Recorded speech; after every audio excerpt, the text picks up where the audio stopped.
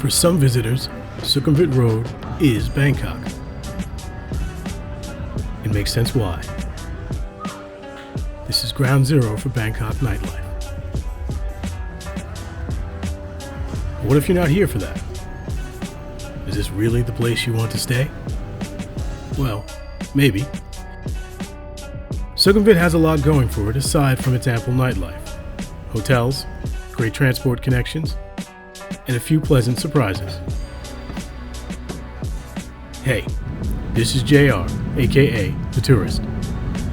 Stay with me for a few minutes and we'll wade into the waters of Lower Sukhumvit to talk about whether this is the right home base for your next Bangkok visit. And I'll show you how I spend 24 hours in Sukhumvit.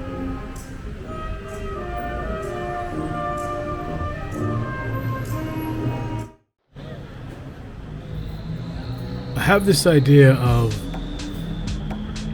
let's call it a first night restaurant. I don't like eating on planes. Even when airplane food is good, it's never that good. Probably not as good as the place you're going.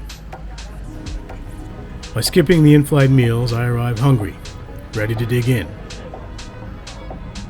But hold on, I've just gotten off a long flight. I'm tired, dehydrated. My body and my mind are fighting over what time it is.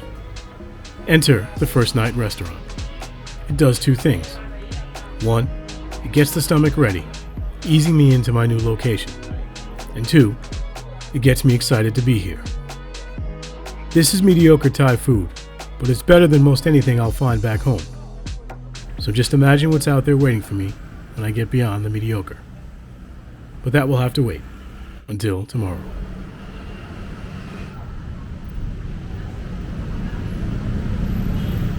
Hey, it's the morning after I've arrived. I'm in my hotel room.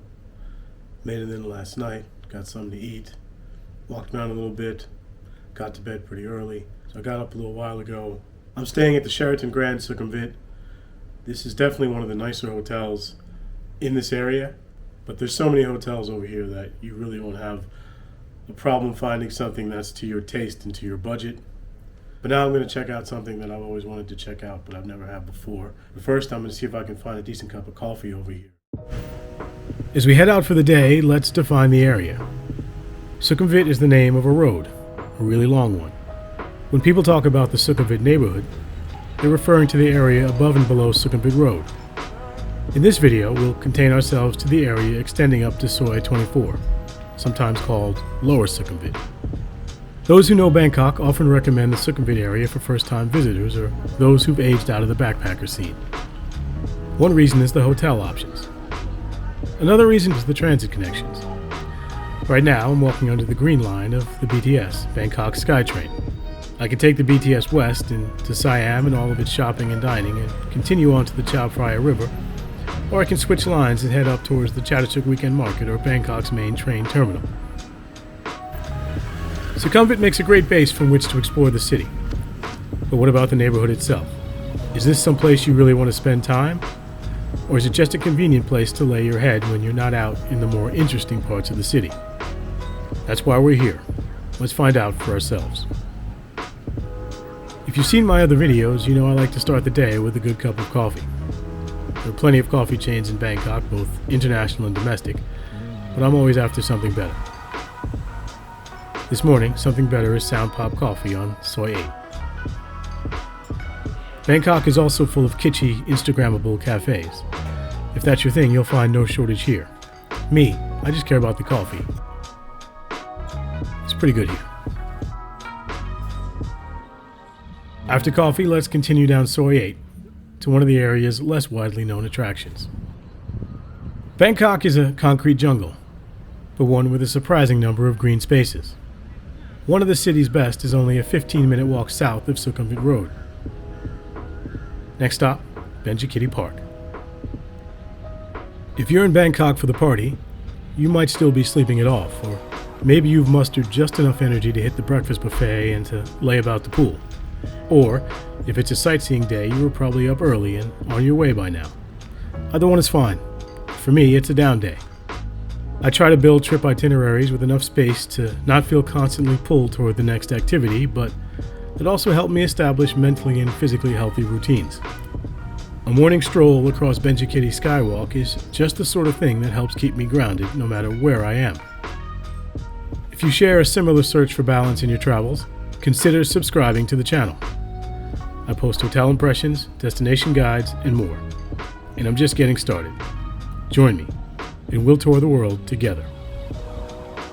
Ultimately, how you travel is personal. I can't tell you whether you should or shouldn't stay in Sukhumvit, but I can offer some guidance. Without further ado, I give you the tourist do's and don'ts. Do stay in Sukhumvit if it's your first time visiting Bangkok and you want a lively and convenient base. Do stay here if you want plenty of accommodation options. We talked about hotels, but this area is also flush with condos for those looking for longer stay options. And if you're coming to Bangkok specifically for the nightlife, then Sukhumvit is right up your alley. And we'll see some of those alleys in a moment. On the flip side, if you've been to Bangkok before, try venturing out to new areas. Also, don't stay in Sukhumvit if you want a quieter neighborhood. These days, when I visit Bangkok, I prefer to stay in the riverside area with its charming back streets and eclectic neighborhoods. And of course, don't stay in Sukhumvit if you're put off by the red light aspects. Thai people tend to have a non-judgmental, live and let live attitude when it comes to all that. But if it bothers you to see it, you should stay elsewhere. It's starting to get hot, so I'm taking the MRT back. I've mentioned the BTS, which currently has 3 lines running. Bangkok has an extensive metro system as well. Between the BTS and the MRT, you can get to most places in Bangkok without having to deal with the city's notoriously dense traffic. One stop on the Blue Line MRT and we're back on Sukhumvit Road, Soi 21, right under Terminal 21, the neighborhood's most famous mall. I skipped breakfast this morning, so it's time to find some lunch. If you've researched any must-dos in the Sukhumvit area, chances are you've come across a recommendation for Terminal 21, known more for the food court up on the 4th floor than any of its retail. It's a good place to get a cheap meal, but I think it's overrated. For some, this is blasphemy, I know. The food court here is not bad, but you get what you pay for, an average meal in a very crowded space. There are better options nearby. If you want the food court experience, walk up Soi 21 to Rom Sab Market.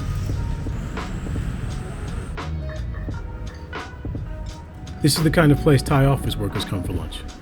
You'll find an assortment of food stalls and plenty of drink and dessert options. Me, I'm taking my lunch at Kapao Tapay, a restaurant specializing in pad krapao, which is stir-fried holy basil with a choice of ingredients. I'm having the classic ground pork. It's served over rice and topped with a fried egg. Pad krapao is one of the most ubiquitous dishes in Thailand. You'll find it everywhere in Bangkok, including at Terminal 21 or Rom Sab. But as I alluded to earlier, if you want to fully appreciate Thai cuisine, go find the best versions of specific dishes. This is one of the best krapaos I've had. Yes, I paid $4 US for it here instead of getting it at Terminal 21 for 2, but it's money well spent. There are a lot of food options in Sukhumvit beyond the obvious ones. Do take advantage of them. Afternoons are usually the time I relax, rest up for the evening. So it's a great time for a massage. Yes, I know what you think that means, but there are plenty of legit massage shops in Bangkok. Places you won't have to worry about awkward interactions. I went for this onsen-style place where I was able to have a hot soak prior to my massage. If not a massage, then take advantage of your hotel pool. The one at the Sheraton Grand will make you forget you're in the middle of the city. For me, it's nap time.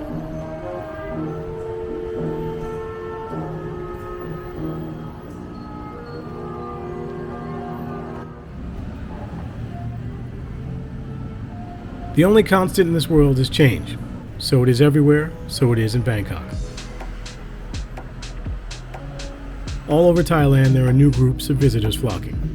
At the same time, the Thai authorities are trying to climb the value chain in their tourist sector. They want fewer broke backpackers and cheap Charlies and more luxury travelers and free-spending boys' trips. The result? Fewer quiet beer bars and more thumping neon. You'll find this trend on full display on Soi 11. I even had one place here ask me if I had a reservation. Changes aside, Soy 11 probably has something for you.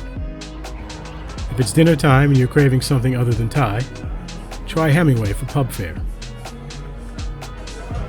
But there are plenty of other options as well.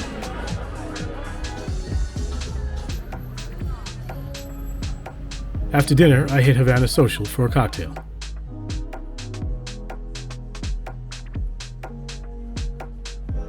It was pretty dark, so I didn't get great footage. You could contain yourself to Soy 11 and have a great night out, but since this is a video about Sukhumvit, I should show you all of Sukhumvit.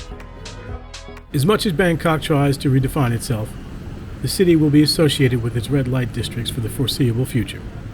Sukhumvit has the two biggest in the city. There's Nana Plaza that we peeked into at the beginning of the video, and the Soy Cowboy, running between Soys 21 and 24. If you want to know how it works inside the go-go bars, there are better resources than me. I do suggest paying for your drinks as you go to avoid any attempts at padding the bill, and do remember, you're probably not that handsome. Personally, I recommend taking a walk down Soy Cowboy to take it all in, and then camping out at one of the two bars closest to Soy 21 to do some people watching. This is as good a place as any to end our 24 hours in Sukhumvit. Thanks for hanging with me until the end. Stay tuned for more destination guides in Bangkok and elsewhere.